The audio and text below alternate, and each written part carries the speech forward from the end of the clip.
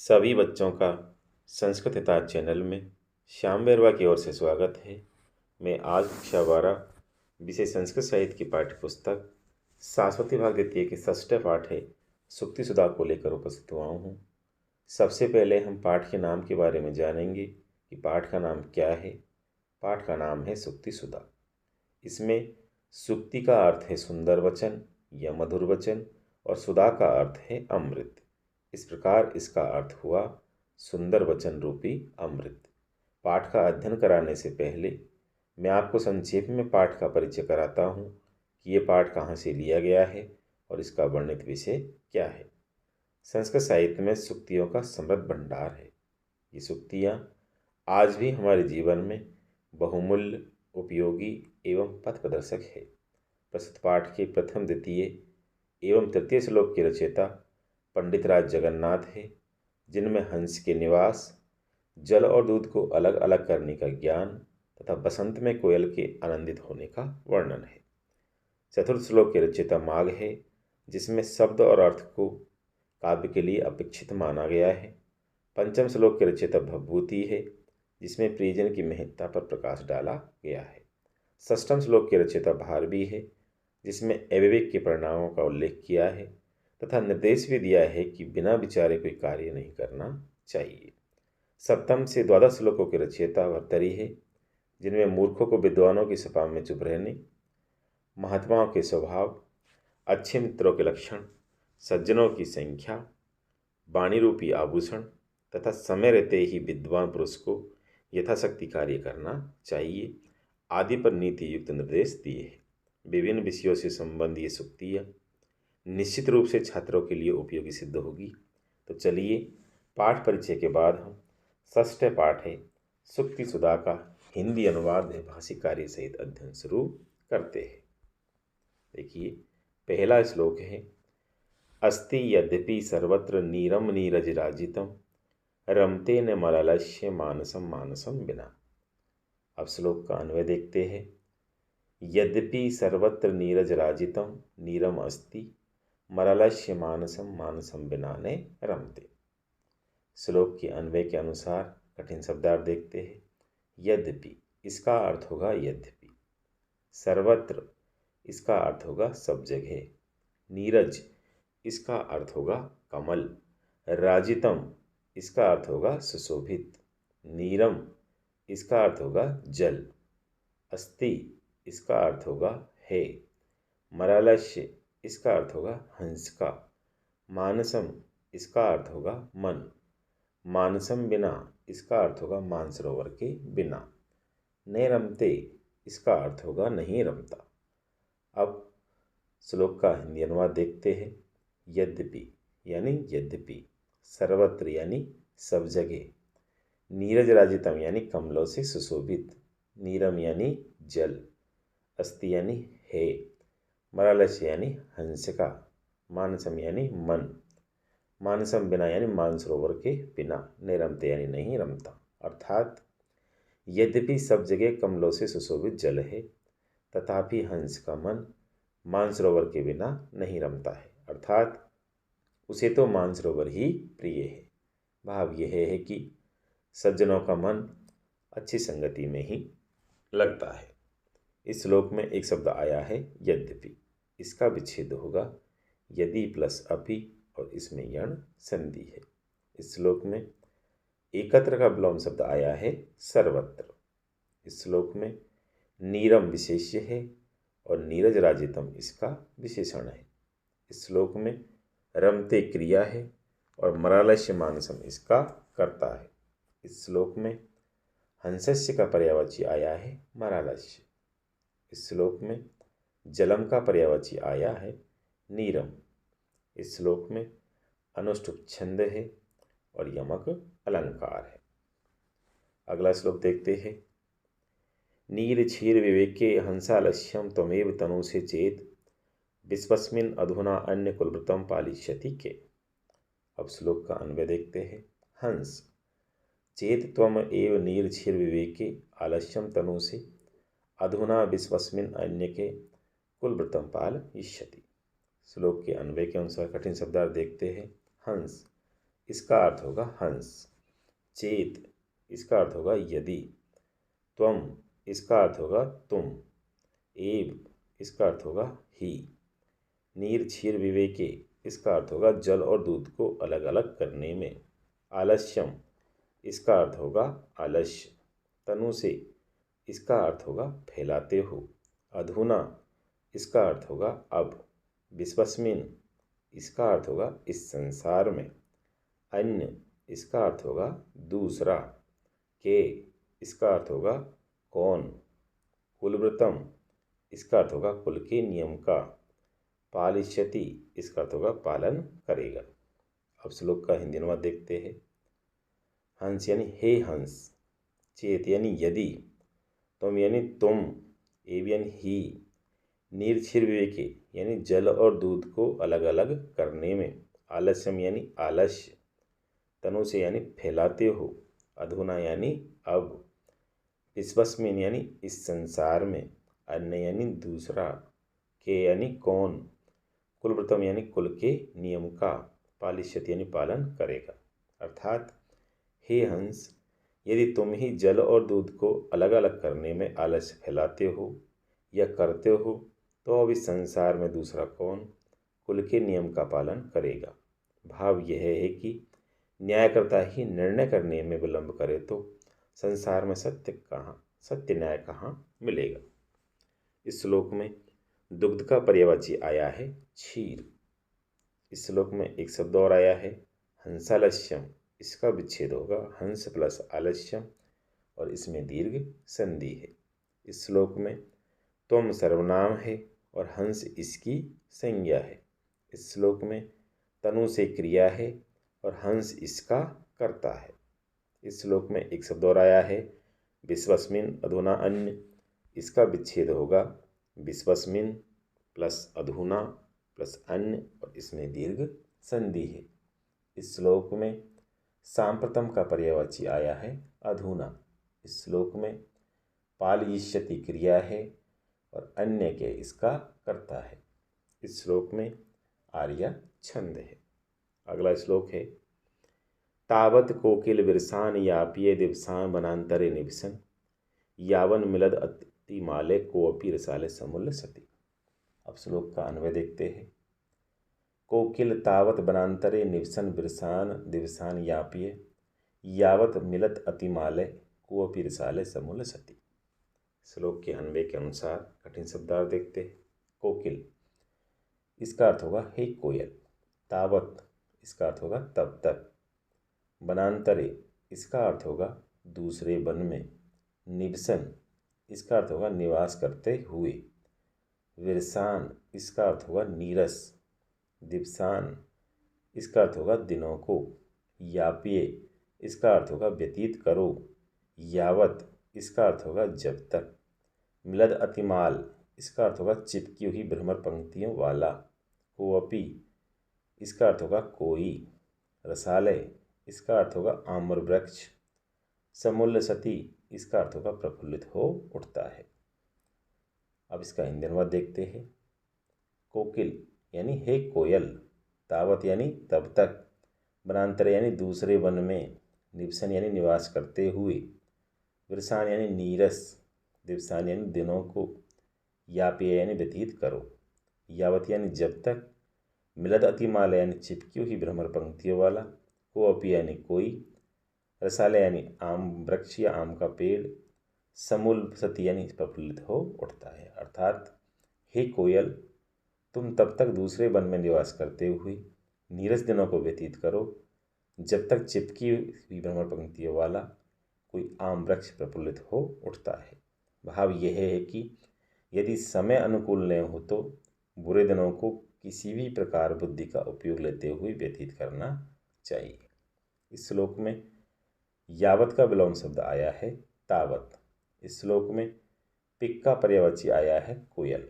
इस श्लोक में विरसान विशेषण है और दिवसान इसका विशेष्य है। इस श्लोक में एक शब्द आया है वनांतरे। इसका विच्छेद होगा वन प्लस अंतरे और इसमें दीर्घ संधि है।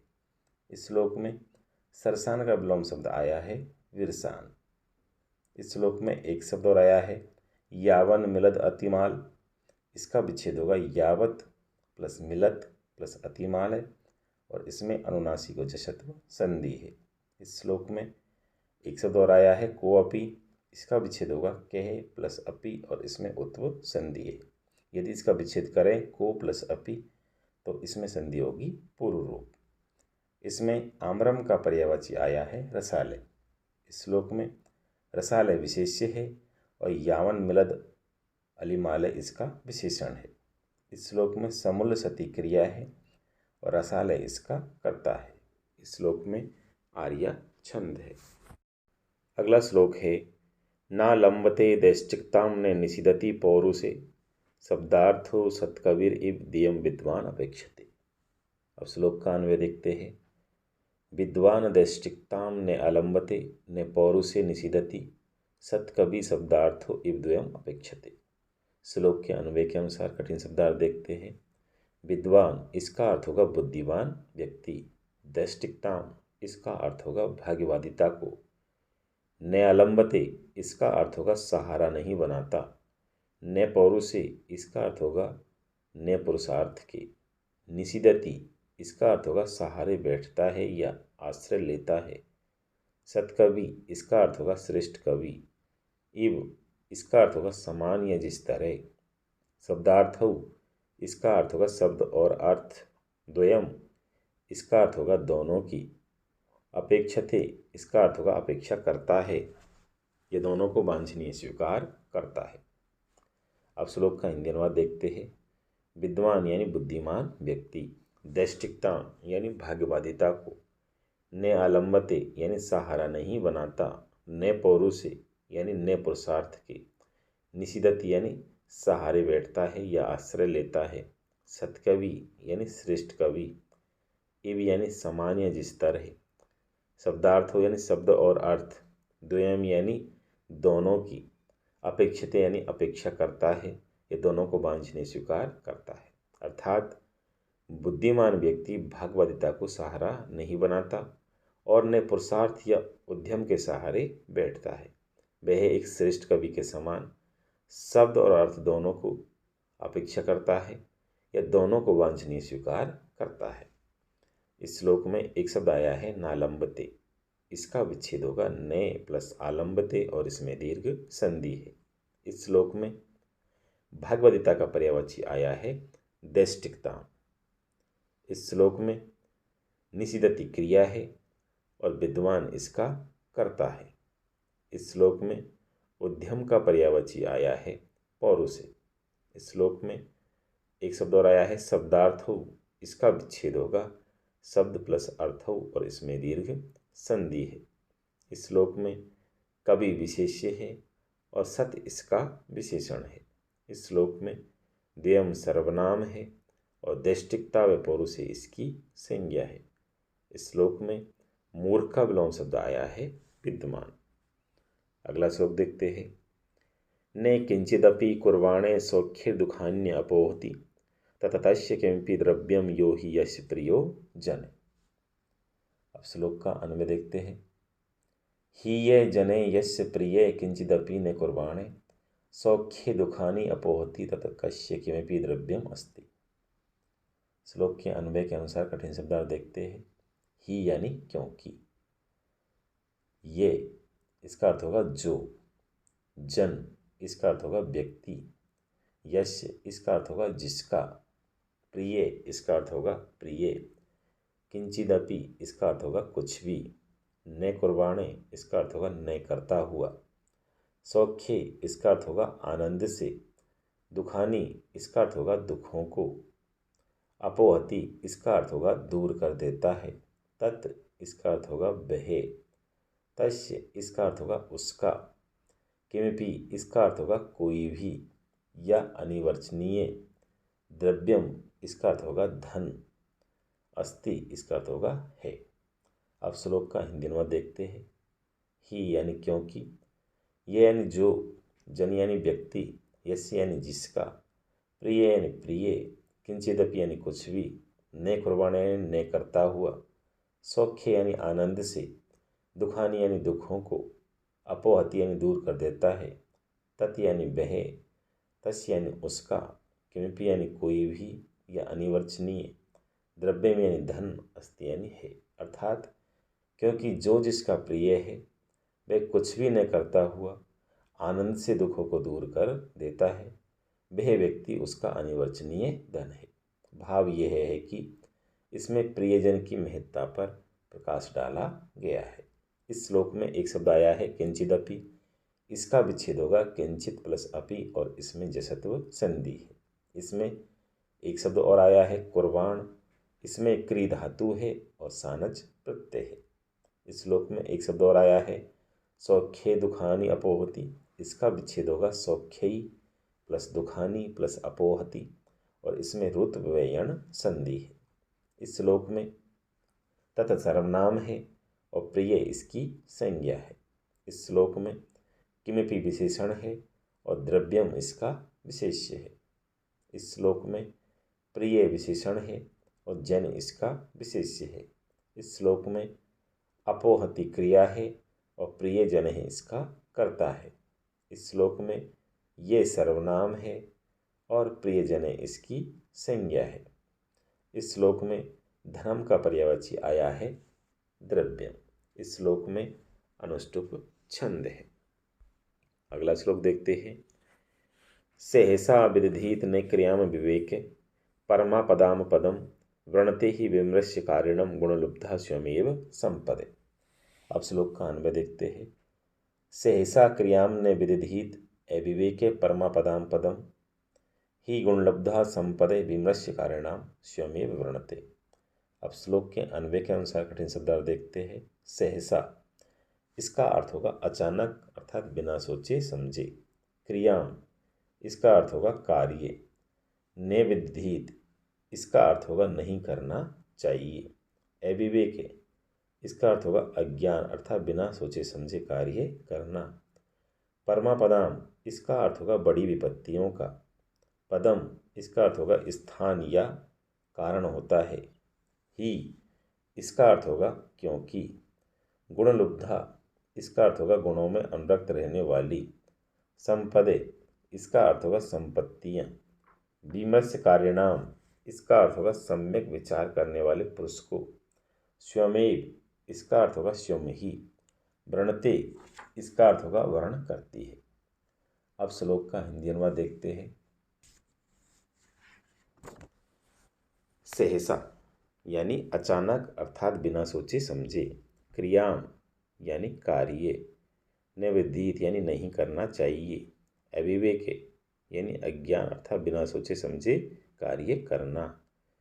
परमापदाम यानी बड़ी विपत्तियों का। पदम यानी स्थान या कारण होता है। ही यानी क्योंकि। गुणलब्धा यानी गुणों में अनुरक्त रहने वाली। संपदा यानी संपत्तियाँ। विमर्श कारिणाम यानी सम्यक विचार करने वाले पुरुष को। स्वयमेव यानी स्वयं ही।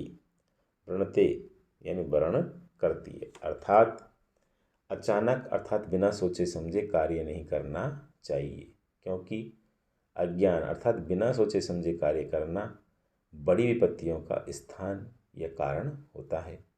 निश्चय ही गुणों में अनुरक्त रहने वाली संपत्तियाँ सम्यक विचार करने वाले पुरुष को स्वयं ही वर्ण करती है। इस श्लोक में परम विशेषण है और आपदाम विशेष्य है। इस श्लोक में गुणलुब्धा विशेषण है और संपदा इसका विशेष्य है। इस श्लोक में वृणते क्रिया है और संपद इसका कर्ता है।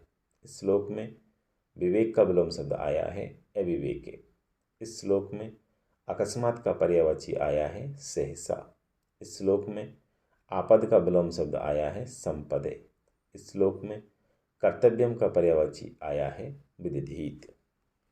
अगला श्लोक है स्वायत्तम एकांतगुणम विधात्रा विनिर्मितम छादनम अज्ञताय विशेषते सर्वविदाम समाजे विभूषणम मौनम अपंडितानाम।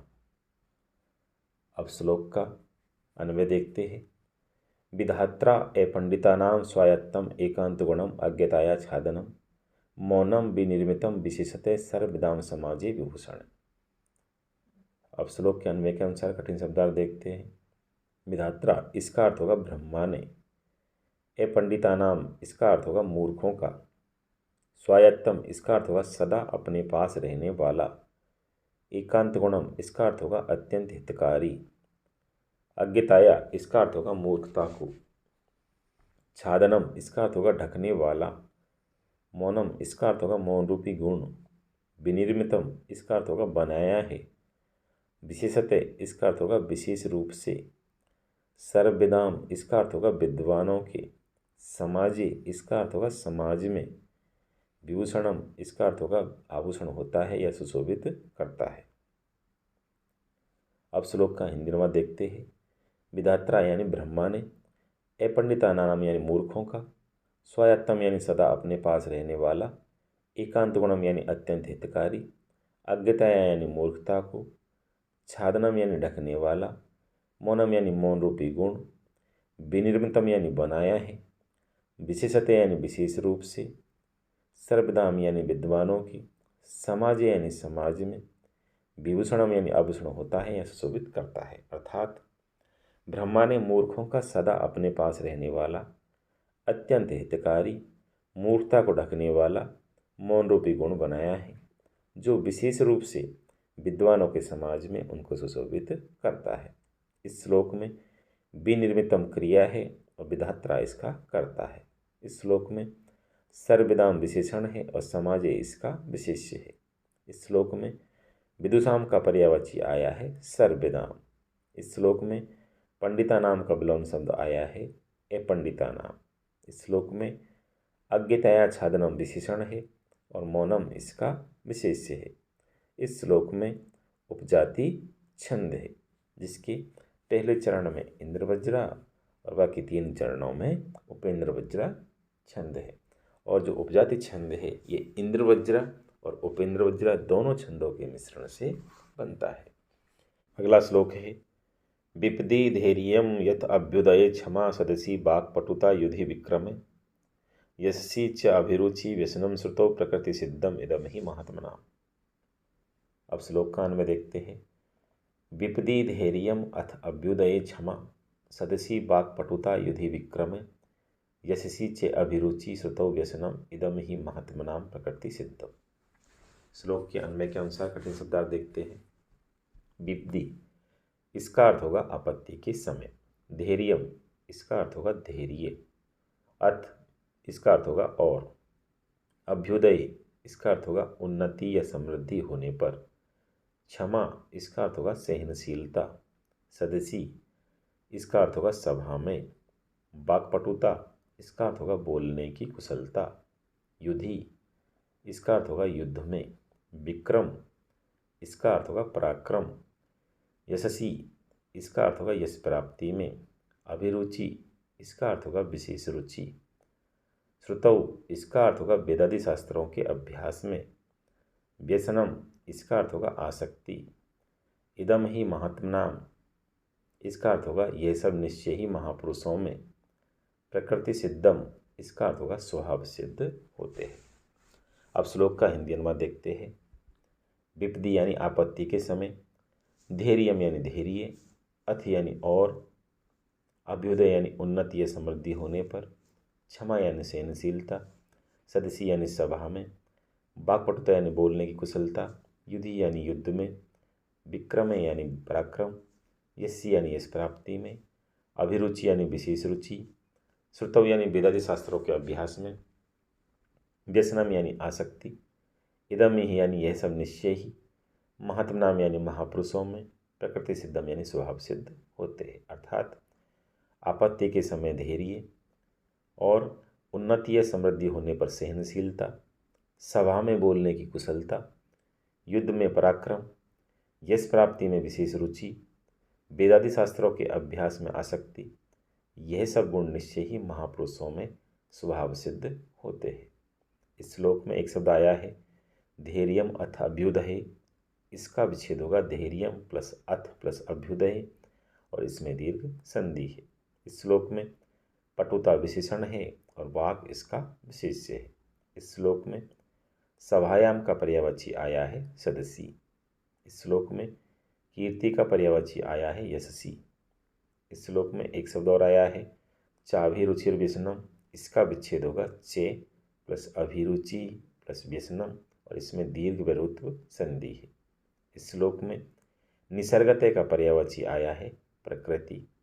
इस श्लोक में कातरताम का विलोम शब्द आया है विक्रम है।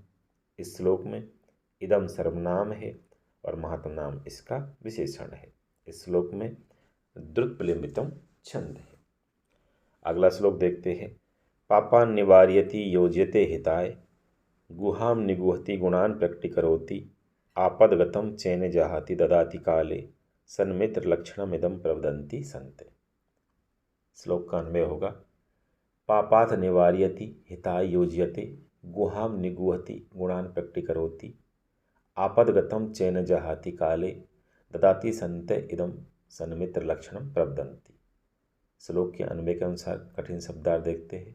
पापात इसका अर्थ होगा पाप से, निवार्यति इसका अर्थ होगा रोकता है, हिताय इसका अर्थ होगा हितकारी कार्यों में, युज्यति इसका अर्थ लगाता है, गुहाम इसका अर्थ होगा गोपनीय बात को, निगूहति इसका अर्थ होता है छिपाता है, गुणान इसका अर्थ होगा गुणों को, प्रकटीकरोति इसका अर्थ होगा प्रकट करता है, आपदगतम इसका अर्थ होगा आपत्ति के समय, ने जहाती इसका अर्थ होगा नहीं छोड़ता, काले इसका अर्थ होगा समय आने पर, ददाती इसका अर्थ होगा धनादि की सहायता करता है या देता है, संते इसका अर्थ होगा सत्पुरुष, सन्मित्रम इसका अर्थ होगा सच्चे मित्र का, इदम इसका अर्थ होगा यह, लक्षणम इसका अर्थ होगा लक्षण, प्रवदंती इसका अर्थ होगा बतलाते हैं। अब श्लोक का हिंदी अनुवाद देखते हैं। पापात यानी पाप से, निवार्यत यानी रोकता है, हिताय यानी हितकारी कार्यों में, युजत यानी लगाता है, गुहाम यानी गोपनीय बात को, निगुहत यानी छिपाता है, गुणान यानी गुणों को, प्रकटीकरोति यानी प्रकट करता है, आपदगतम यानी आपत्ति के समय साथ, ने जहाती यानी नहीं छोड़ता, काले यानी समय आने पर, ददाती यानी धनादि की सहायता करता है या देता है, संते यानी सत्पुरुष, सन्मित्रम यानी सच्चे मित्र का, इदम यानी यह, लक्षण यानी लक्षण, प्रवदंती यानी बतलाते हैं। अर्थात पाप करने से रोकता है, हितकारी कार्यों में लगाता है, गोपनीय बातों को छिपाता है, गुणों को प्रकाशित करता है, आपत्ति के समय साथ नहीं छोड़ता, समय आने पर धनादि की सहायता करता है, यह देता है, सत्पुरुष सच्चे मित्र का यह लक्षण बतलाते हैं। इस श्लोक में एक शब्द आया है पापान निवार्यति, इसका विच्छेद होगा पापात प्लस निवार्यति और इसमें अनुनासिक संधि है। इस श्लोक में दोषान का विलोम शब्द आया है गुणान। इस श्लोक में सन्मित्र विशेषण है और लक्षण इसका विशेष्य है। इस श्लोक में प्रवदंती क्रिया है और संते इसका कर्ता है। इस श्लोक में इदम सर्वनाम है और लक्षण इसकी संज्ञा है। इस श्लोक में प्रकटीकरोति क्रिया है और सन्मित्र इसका कर्ता है। इस श्लोक में जहाती और ददाती क्रिया है और सन्मित्र इसका कर्ता है। इस श्लोक में बसंत दिल का छंद है। अगला श्लोक देखते हैं। मनसी वत्सी काये पुण्य पीयूष पूर्णा त्रिभुवनम उपकार श्रेणी भी प्रणीयन्ते परगुण परमाणुन पर्वतीकृत्य नित्यम निज हृदय विकसन्ते संति संते कियन्ते। श्लोक का अन्वय होगा। मनसी वत्सी काये पुण्य पीयूष पूर्णः उपकार श्रेणी भी त्रिभुवनम प्रणीयन्ते परगुण परमाणुन पर्वतीकृत्य नित्यम निज हृदय विकसन्ते संते कियन्ते संति। श्लोक के अन्वय के अनुसार कठिन शब्दार्थ देखते हैं। मनांसी इसका अर्थ होगा मन में, वत्सी इसका अर्थ होगा वाणी में, काय इसका अर्थ होगा शरीर में, पूर्ण पीयूष पूर्णा इसका अर्थ होगा पूर्ण कर्म रूपी अमृत से परिपूर्ण, उपकार श्रेणी भी इसका अर्थ होगा अनेक उपकारों से, त्रिभुवनम इसका अर्थ होगा तीनों लोकों को, प्रीणयन्ते इसका अर्थ होगा प्रसन्न करते हुए, परगुण परमाणुन इसका अर्थ होगा दूसरों के छोटे से गुण को भी, पर्वतीकृत इसका अर्थ होगा पर्वत के समान मानकर अर्थात बड़ा चढ़ाकर, नित्यम इसका अर्थ होगा हमेशा, निज हृदय इसका अर्थ होगा अपने हृदय में, विकसन्ते इसका अर्थ होगा प्रसन्न रहने वाले, संते इसका अर्थ होगा सत्पुरुष, कियन्ते संति इसका अर्थ होगा कितने हैं अर्थात बहुत कम है। अब श्लोक का हिंदी अनुवाद देखते हैं। मनसी यानी मन में, बत्सी यानी वाणी में, काय यानी शरीर में, पूर्ण पीयूष पूर्ण यानी पूर्ण कर्म रूपी अमृत से परिपूर्ण, उपकार श्रेणी भी यानी अनेक उपकारों से, त्रिभुवनम यानी तीनों लोकों को, प्रीणयंत यानी प्रसन्न करते हुए, परगुण परमाणु यानी दूसरों के छोटे से गुण को भी, पर्वतीकृत यानी पर्वत के समान मानकर अर्थात बड़ा चढ़ाकर, नित्यम यानी हमेशा, निज हृदय यानी अपने हृदय में, विकसंत यानी प्रसन्न रहने वाले, संत यानी सत्पुरुष, कियंत संत यानी कितने हैं अर्थात बहुत कम है। अर्थात मन, वाणी एवं शरीर में पूर्ण कर्म रूपी अमृत से परिपूर्ण, अनेक उपकारों से तीनों लोगों को प्रसन्न करते हुए, दूसरों के परमाणु अर्थात छोटे से गुण को भी पर्वत के समान मानकर अर्थात बड़ा चढ़ाकर हमेशा अपने हृदय में प्रसन्न रहने वाले सत्पुरुष कितने हैं अर्थात बहुत कम है। इस श्लोक में शरीर का पर्यायवाची आया है काय। इस श्लोक में अमृतम का पर्यायवाची आया है पीयूष। इस श्लोक में अपकार का विलोम शब्द आया है उपकार। इस श्लोक में प्रीणयन्ते विशेषण है और संते इसका विशेष्य है। इस श्लोक में विकसन्ते विशेषण है और संते इसका विशेष्य है। इस श्लोक में संति क्रिया है और संते इसका कर्ता है। इस श्लोक में गुण विशेष्य है और पर इसका विशेषण है। इस श्लोक में मालिनी छंद है। अगला श्लोक देखते हैं। केयूराणी न भुष्यन्ति पुरुषम हारा न चंद्रोज्ज्वला न स्नानम न विलेपनम न कुसुमम नालंकृता मूर्धजा वाणिका समलंकरोति पुरुषम या संस्कृता धार्यते क्षीयन्ते खलु भूषणानि सततम वाग्भूषणम भूषणम। अब श्लोक का अन्वय देखते हैं। न केयूराणी न चंद्र उज्ज्वला हारा न स्नानम न विलेपनम न कुसुमम न अलंकृता मूर्धजा पुरुषम भूषयन्ति एका संस्कृता वाणी या धार्यते पुरुषम सम अलंकरोति खलु भूषणानि सततम क्षीयन्ते वाग्भूषणम भूषणम।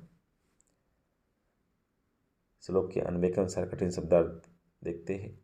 न केयूराणी इसका अर्थ होगा न बाजूबंद, न चंद्रोज्ज्वला हारा इसका अर्थ होगा न चंद्रमा के समान चमकने वाला हार, न स्नानम इसका अर्थ होगा न स्नान, न विलेपनम इसका अर्थ होगा न चंदन आदि का लेप, न कुसुमम इसका अर्थ होगा न पुष्प, न अलंकृता इसका अर्थ होगा न संवारे गए, मूर्धजा इसका अर्थ होगा सिर के बाल, पुरुषम इसका अर्थ होगा पुरुष को, भूषयन्ति इसका अर्थ होगा शोभा बढ़ाते हैं, एका इसका अर्थ होगा केवल एक, संस्कृता वाणी इसका अर्थ होगा व्याकरण आदि से शुद्ध वाणी, या इसका अर्थ होगा जो, धार्यते इसका अर्थ होगा पुरुष द्वारा धारण की जाती है, पुरुषम इसका अर्थ होगा वही पुरुष को, समलंकृति इसका अर्थ होगा अच्छे प्रकार से सुशोभित करती है, खलु भूषणानि इसका अर्थ होगा अन्य सभी आभूषण, सततम इसका अर्थ होगा काल क्रमानुसार, क्षीयन्ते इसका अर्थ होगा नष्ट हो जाते हैं, वाग्भूषणम इसका अर्थ होगा वाणी रूपी आभूषण ही, भूषणम इसका अर्थ है आभूषण बना रहता है। अब श्लोक का हिंदी अनुवाद देखते हैं। न केयूराणी यानी न बाजूबंद, न चंद्रोज्ज्वला हारा यानी न चंद्रमा के समान चमकने वाला हार, न स्नानम यानी न स्नान, न विलेपनम यानी न चंदन आदि का लेप, न कुसुमम यानी न पुष्प, न अलंकृता यानी न संवारे गए, मूर्धजा यानी सिर के बाल, पुरुषम यानी पुरुष को, भूष्यन्ति यानी शोभा बढ़ाते हैं, एका यानी केवल एक, संस्कृता वाणी यानी व्याकरण आदि से शुद्ध वाणी, या यानी जो, धार्यते यानी पुरुष द्वारा धारण की जाती है, पुरुषम यानी वही पुरुष को, समलंकृत यानी अच्छे प्रकार से सुशोभित करती है, खलु भूषणानि यानी निश्चय ही अन्य सभी आभूषण, सततम यानी काल क्रमानुसार, क्षीयन्ते यानी नष्ट हो जाते हैं, वाग्भूषणम यानी वाणी रूपी आभूषण ही, भूषणम यानी आभूषण बना रहता है। अर्थात न बाजूबंद, न चंद्रमा के समान चमकदार हार, न स्नान, न चंदन आदि का लेप, न फूल, न समारे गए सिर के बाल पुरुष की शोभा बढ़ाते हैं, केवल एक व्याकरण आदि से शुद्ध वाणी जो पुरुष द्वारा धारण की जाती है, वही पुरुष को अच्छी प्रकार से सुशोभित करती है, निश्चय ही अन्य सभी आभूषण समय के अनुसार नष्ट हो जाते हैं, लेकिन वाणी रूपी आभूषण हमेशा आभूषण ही बना रहता है। इस श्लोक में एक शब्द आया है चंद्रोज्ज्वला, इसका विच्छेद होगा चंद्र प्लस उज्ज्वला और इसमें गुण संधि है। इसमें चंद्रोज्ज्वला विशेषण है और हारा इसका विशेष्य है। इस श्लोक में पुष्पम का पर्यायवाची आया है कुसुमम। इस श्लोक में एक शब्द आया है नालंकृता, इसका विच्छेद होगा नए प्लस अलंकृता और इसमें दीर्घ संधि है। इस श्लोक में अलंकृता विशेषण है और मूर्धजा इसका विशेष्य है। इस श्लोक में एक शब्द आया है वाण्य का, इसका विच्छेद होगा वाणी प्लस एका और इसमें यण संधि है। इस श्लोक में या सर्वनाम है और वाणी इसकी संज्ञा है। इस श्लोक में छीयंते क्रिया है और भूषणानि इसका कर्ता है। इस श्लोक में ननु का पर्यायवाची आया है खलु। इस श्लोक में एक शब्द और आया है बाघ भूषणम, इसका विच्छेद होगा बाघ प्लस भूषणम और इसमें जसत संधि है। इस श्लोक में एक शब्द और आया है भूषणम, इसमें भूष धातु है और ल्युट प्रत्यय है। इस श्लोक में विनश्यति का पर्यायवाची आया है छीयन्ते। इस श्लोक में सादरुल विक्रीडितम छंद है। अगला श्लोक है यावत् स्वस्थम इदम कलेवर गृहम यावच्च दूरे जरा यावच्च इंद्रिय शक्तिर अप्रतिहता यावच्च नायुषे आत्मश्रेयसी तावदेव विदुषा कार्य प्रयत्नो महान प्रोदीप्ते भवने चिकूपखन्ना प्रत्युद्धमे कीदृशे। श्लोक का अन्वय देखते हैं। यावत् इदम स्वस्थम कलेबरम गृहे यावच्च दूरे जरा यावच्च अप्रतिहता इंद्रिय शक्ति यावत् आयुष्ने क्षय तावत एद विदुषा आत्मश्रेयसी महान प्रयत्नकारी भवने च प्रोदीप्ते कुपखन्नम प्रति उद्यमे कीदृशे। श्लोक के अन्वय के अनुसार कठिन शब्दार्थ देखते हैं। यावत इसका अर्थ होगा जब तक, इदम इसका अर्थ होगा यह, स्वस्थम इसका अर्थ होगा स्वस्थ, कलेवर गृहम इसका अर्थ होगा शरीर रूपी घर, यावत इसका अर्थ होगा जब तक, दूरे इसका अर्थ होगा दूर, जरा इसका अर्थ होगा वृद्धावस्था, अप्रतिहता इसका अर्थ होगा प्रतिहत या नष्ट न होने वाली, इंद्रिय शक्ति इसका अर्थ होगा सशक्त इंद्रिया, आयुष इसका अर्थ होगा आयु का, ने क्षय इसका अर्थ होता है विनाश नहीं होता है, तावत इसका अर्थ होगा तब तक ही, विदुषा यानी इसका अर्थ होगा विद्वान मनुष्य को, आत्मश्रेयसी इसका अर्थ होगा अपने कल्याण के लिए, महान इसका अर्थ होगा महान, प्रयत्न कार्य इसका अर्थ होगा प्रयास करना चाहिए, भवने इसका अर्थ होगा भवन में, प्रोदीप्ति इसका अर्थ होगा आग लगने पर, कूप खननम इसका अर्थ होगा कुआं खोदने के, उद्यम इसका अर्थ होगा परिश्रम, कीदृश है इसका अर्थ होगा कैसा। अब श्लोक का हिंदी अनुवाद देखते हैं। यावत यानी जब तक, इदम यानी यह, स्वस्थम यानी स्वस्थ, कलेवर गृहम यानी शरीर रूपी घर, यावत यानी जब तक, दूरे यानी दूर, जरा यानी वृद्धावस्था, अप्रतिहता यानी प्रतिहत या नष्ट नहीं होने वाली, इंद्रिय शक्ति यानी सशक्त इंद्रिय, आयुष यानी आयु का, नेक्ष यानी विनाश नहीं होता है, तावत तक यानी तब तक ही, विदुषा यानी विद्वान मनुष्य को, आत्मश्रेयस यानी अपने कल्याण के लिए, महान यानी महान, प्रयत्नकारी यानी प्रयास करना चाहिए, भवने यानी भवन में, प्रोदीप्त यानी आग लगने पर, कूप खननम यानी कुआं खोदने के, उद्यम यानी परिश्रम, कीदृश यानी कैसा। अर्थात जब तक ये स्वस्थ शरीर रूपी घर है, जब तक वृद्धावस्था दूर है, जब तक प्रतिहत या नष्ट न होने वाली सशक्त इंद्रियां हैं, जब तक आयु का विनाश नहीं हो रहा है, तब तक ही विद्वान पुरुष को अपने कल्याण के लिए महान प्रयास करना चाहिए, भवन में आग लगने पर कुआं खोदने के प्रति परिश्रम करना कैसा है। अर्थात किसी भी लाभ का नहीं है, अतः समय रहते ही विद्वान पुरुष को यथाशक्ति कार्य करना चाहिए। इस श्लोक में तावत का विलोम शब्द आया है यावत। इस श्लोक में इदम सर्वनाम है और कलेवर ग्रहण इसकी संज्ञा है। इस श्लोक में स्वस्थ विशेषण और कलेवर ग्रहण इसका विशेष है। इस श्लोक में एक शब्द आया है यावत च इंद्रिय शक्ति अप्रतिहता, इसका विच्छेद होगा यावत प्लस इंद्रिय प्लस शक्ति प्लस अप्रतिहता, और इसमें सचुत गुण और ऋतु संधि है। इस श्लोक में एक शब्द और आया है नायु से, इसका विच्छेद होगा ने प्लस आयु से, और इसमें दीर्घ संधि है। इस श्लोक में वय का पर्यायवाची आया है आयु से। इस श्लोक में एक शब्द और आया है तावदेव, इसका विच्छेद होगा तावत प्लस एव, और इसमें जसत्व संधि है। इस श्लोक में विदुषा करता है, कार्य इसकी क्रिया है। इस श्लोक में महान विशेषण है और प्रत्यन इसका विशेष्य है। इस श्लोक में एक शब्द और आया है प्रोदीप्ति, इसका विच्छेद होगा प्रय प्लस उद्दीप्ति, और इसमें गुण संधि है। इस श्लोक में एक शब्द और आया है प्रत्युद्यमे, इसका विच्छेद होगा प्रति प्लस उद्यमे, और इसमें यण संधि है। इस श्लोक में परिश्रम का पर्यायवाची आया है उद्यमे। इस श्लोक में सादरुल विक्रीडितम छंद है। इसी के साथ षष्ठ पाठ है सुक्ति सुधा संपन्न हुआ। यदि आपको मेरी वीडियो पसंद आई हो तो संस्कृत हितार्थ चैनल को लाइक व सब्सक्राइब करें, जिससे आगे आने वाली वीडियो आप तक पहुंच सके। धन्यवाद।